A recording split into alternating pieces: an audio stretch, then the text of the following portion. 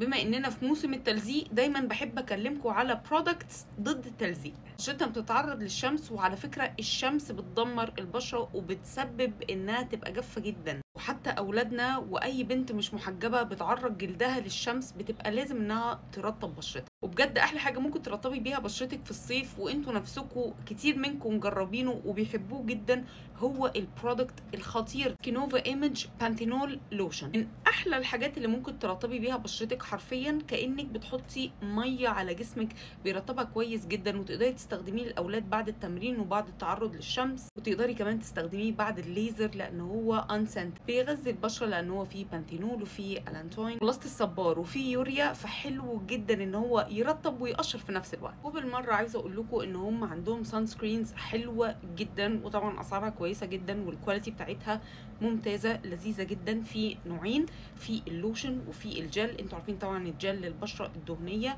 وفي اللوشن للعاديه والجافه، بس هتلاقوا المميزات ان هو سريع الامتصاص جدا، مش بيسيب اي وايت كاست، حمايته من الشمس حلوه 50 اس بي اف. الجل بقى اويل فري، فده طبعا حلو جدا، والاثنين ينفعوا لنزول الميه لان هم ووتر ريزيستنت. يعني انتوا تصدقوا ان ده قوام سان سكرين؟ بصوا البشره بتمتصه بسهوله جدا. بصراحه بحب المنتجات بتاعت سكينوفا ايمج، وشايفه انها اندر ريتد وتستحق ان احنا نتكلم عليها اكتر من كده. جربوهم هيعجبوكم جدا.